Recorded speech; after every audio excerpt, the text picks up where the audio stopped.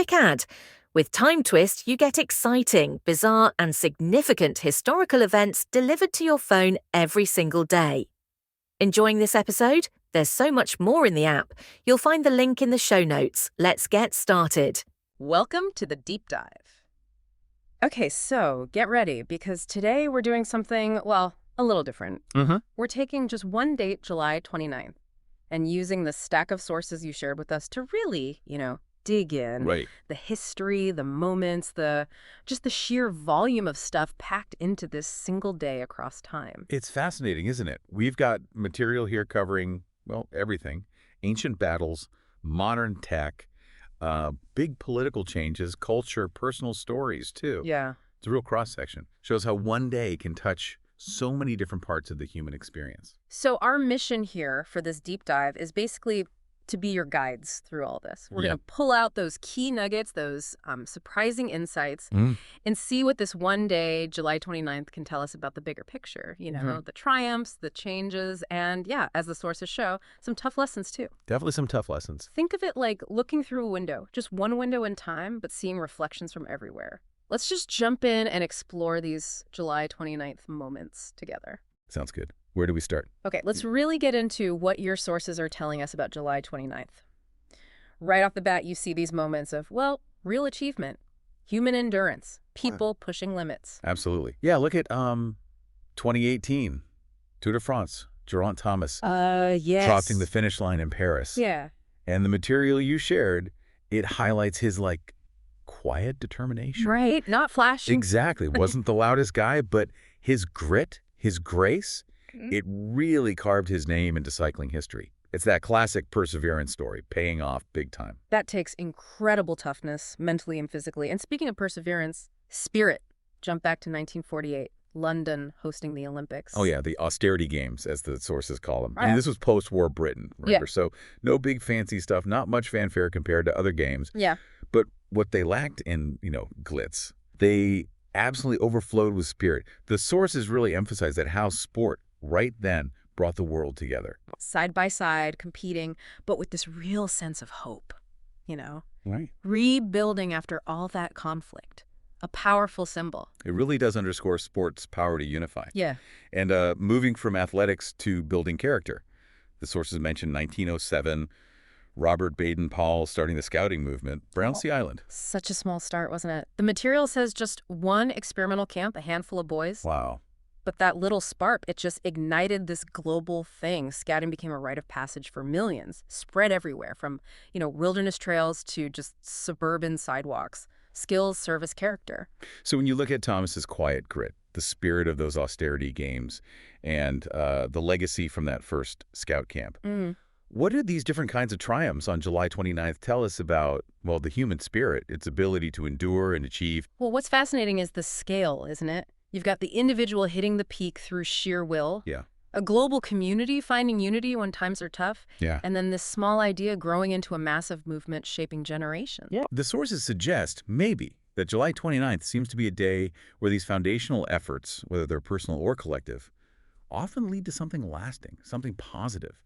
It highlights not just winning, but the process, overcoming, building. That's a great point, the focus on the process, the foundation. Okay, let's shift gears a bit.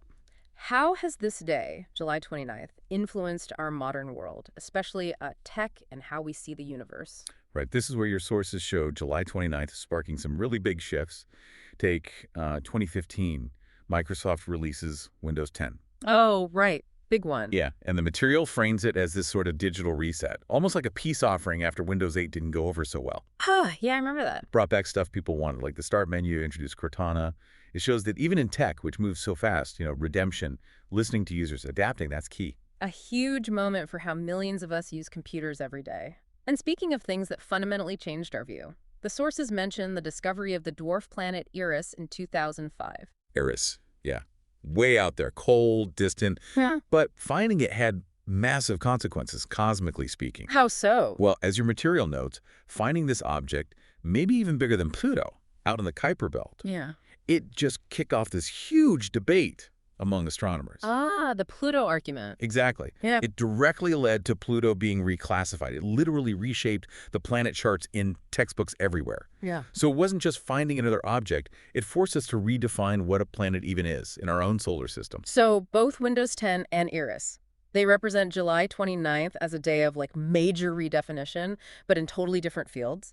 And then, looking higher still, 1958, America creates NASA. And you have to place this right in the Cold War context, like the sources do. Right, the space race. Suddenly the moon wasn't just something poets wrote about or sci-fi imagined. It became a real target, a destination. Creating NASA meant rockets would rise, missions would be planned. Planting a flag up there went from fantasy much, much closer to reality. And your sources also note the birth date of Zworykin on this day. He fits in here too. Oh, absolutely. Zworykin, inventor whose work literally shaped what we see on screens. He was central to developing television tech, the iconoscope, the kinescope. Wow. So if you connect his pioneering work, his vision, to something like the release of Windows 10 centuries later, you see this thread on July 29th, a day linked to innovation that changes how we see and interact with the world. From tiny pixels right in front of us to our grand view of the cosmos. It's fascinating, isn't it? How these moments of discovery, these tech shifts, all tied to July 29th, still directly affect our daily lives and totally alter how we view the universe. Moving on, July 29th has also clearly been a day for building connections, sometimes literally, and leaving really lasting cultural marks. Yeah, and what's striking here, looking at your sources, is just the variety of ways these connections happen. Think about 1987, Margaret Thatcher and Francois Mitterrand, shaking hands over the English Channel. But not, in opposition, but agreeing to build something, to physically link their countries, the Channel Tunnel. The Channel. Exactly. Your material describes it as this powerful symbol of unity, a concrete connection. It embodied that promise of a more connected Europe, a network. A very tangible link. And then maybe a more symbolic link, but one the whole world watched, happened in 1981. Oh, definitely. The sources paint quite the picture. The wedding of Lady Diana and Prince Charles in London. Yeah. Huge event. It really felt like a modern fairy tale, didn't it? Billions watched it. It just captured the global imagination, embodied this belief in, magic, monarchy, the hope for happily ever after, a massive shared cultural moment. From real tunnels and royal spectacle to the world of pure imagination, 1954 gave us something that just fundamentally changed storytelling. J.R.R. Tolkien releasing The Lord of the Rings. This. And the material points out, this wasn't just another book. It's world. The Hobbits, The Ring, that whole epic journey, it all became metaphors for real struggles, for courage, for fighting against, impossible odds. It profoundly altered fantasy literature, how we think about big stories. And looking at lasting structures, 1836 saw the completion of the Arc de Triomphe. Your sources describe it as much more than just stone. It's a monument built to remember victories, to honor soldiers. It embodies the whole idea of national ambition, the courage needed, a physical landmark just loaded with symbolic meaning, still stands tall today. July 29th also marks milestones in social movements, right? Building connections and community in a different way. Yes, absolutely. In 2006, we had the Declaration of Montreal. The material identifies it as a really significant step in the global LGBTQ+ movement, described as bold, compassionate, defiant in asserting rights and dignity. Okay, and looking at urban growth, building a new community from scratch almost, 1793 gave us Toronto. Yeah, described in the sources as starting out as just a speck of ambition by Lake Ontario. But over time, with waves of people coming, it got shaped into the vibrant multicultural city we know now, a real testament to how communities connect and grow. So these moments, from political deals making physical links, global events creating shared experiences, to groundbreaking books, lasting monuments, social rights declarations, even founding a city, they all show July 29th as this day where connections get forged, cultures get created, and, well, the fabric of society gets woven. Well put. A day of construction in many senses. But history isn't just triumphs and connections, is it? Your sources also make it clear that July 29th holds some really difficult memories. Moments of conflict, tragedy, deep loss. Yeah, this side of the coin is definitely part of the record for this day. 1967, a terrible fire aboard the USS Forrestal claimed 134 lives. Oh, awful. Your sources talk about this as a brutal, really hard-learned lesson in naval safety, the protocols, the procedures. It was analyzed intensely and basically etched into the training for every ship that came after. A very somber legacy. A grim reminder of the risks in complex operations. And in 1900, the sources point to political violence. Italy's King Umberto assassinated. Fell to an assassin's bullet. It's a stark moment in history, isn't it? Right. It shows that leadership, power, even in seemingly stable times, they can tragically walk hand in hand with peril, with vulnerability. And going further back, we see personal and political drama mixing with tragic results. Yes, 1565, Mary, Queen of Scots, marries Henry Stuart, Lord Darnley. According to the material, this union was meant to, consolidate power, build strength. Right. But instead, it just spiraled very quickly into this turbulent mess. Betrayal, bloodshed. It almost feels like Shakespeare, the drama, but it was brutally real history. And history also gives us moments of just extreme, difficult cruelty, as the sources highlight. Yeah, this is tough. 1014, Basil II, the Byzantine emperor, he earns this chilling nickname, the Bulgar Slayer. Your sources recount what happened after the Battle of Clydian. He blinded something like 15,000 prisoners. 15,000. And sent them back to their leader.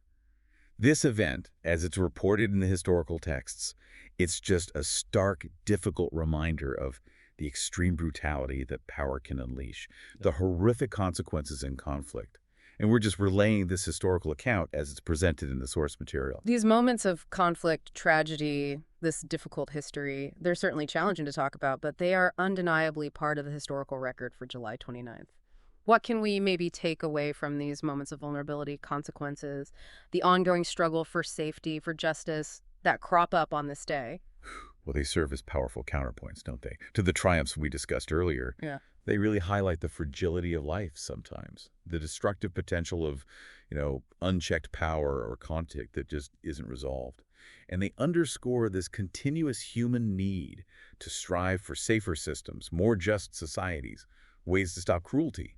They remind us that history, even on just one day, contains both immense light and really profound darkness. Beyond the events themselves, July 29th is also the birth date for individuals who really left their mark across all sorts of fields. A really diverse group, yeah, according to your sources. Ken Burns, the filmmaker, right? His documentaries have pretty much shaped how many of us see and understand history on screen. Definitely. And Geddy Lee, his voice, his bass playing, gave Rush, that Canadian rock band, their unmistakable sound. So powerful. Then there's Dag Hammarskjöld, quiet guy, Swedish diplomat. But became this fierce peacekeeper, really strengthened the UN's role during a critical time. We mentioned him earlier in tech, but Zworykin, whose vision shaped television, also born this day. Right. And Mikis Theodorakis, the Greek composer, activist. Your sources highlight him not just for music, but as a rebel. His songs became anthems for protesters, really embodied the soul of Greek resistance and culture. Powerful stuff. So how do these individuals, all born on this one date, show the different ways a single person's life, their work, can shape arts, politics, tech, our whole collective understanding? Well, what's striking is just the sheer range of impact, isn't it? Yeah. You've got documenting history, creating iconic rock music, navigating incredibly complex global politics, inventing foundational technology, composing music that literally fuels political movements. It just shows the amazing power of individual vision, dedication, courage, how it can resonate across totally different areas and leave this lasting legacy, all starting from July 29th. Your sources really do paint an incredibly vivid picture of July 29th. We've gone across centuries, haven't we? Cycling wins, space discoveries, royal weddings, brutal conflicts, huge cultural moments, cities starting, social declarations, political shifts. It's truly an amazing mosaic, all tied to one date. It really is. And what seeing all these, seemingly disconnected moments from one day like July 29th tells us about history. It isn't that it's simple or predictable or just a list of facts. No. Your material shows it's complex, often contradictory, a mosaic of courage and controversy, invention and inspiration, moments of deep connection right alongside loss and cruelty. It's less about just dates on a calendar, isn't it? More about seeing history as this, vibrant living echo from the past that's constantly shaping right now. Exactly. Every single day carries these layers, these echoes. They influence the world we live in, often in ways we don't even notice. So, building on that idea, that powerful idea of history as a living echo, here's maybe a final thought for you, the listener, to consider after this deep dive. Think about a seemingly ordinary day in your own past, one that might not immediately jump out. Could there have been a moment on that day, maybe something small, a chance meeting, some info you got, that subtly, maybe without you even realizing it then, set you on a path that led to where you are now? Much like how these big, disparate events on July 29th collectively shaped the bigger historical path. Or perhaps, think about this, Mm. how does that really striking mix of huge triumph and deep tragedy that we've seen packed into just one historical date, like July 29th, Mm. how does that reflect the unpredictable, often paradoxical nature of progress? And maybe the whole human story itself. It's definitely a lot to think about. Just something to mull over as you go about your day. Thanks so much for joining us on this deep dive into July 29th based on the fascinating material you shared with us. It's curious. If you liked it, feel free to leave a rating and subscribe to the podcast.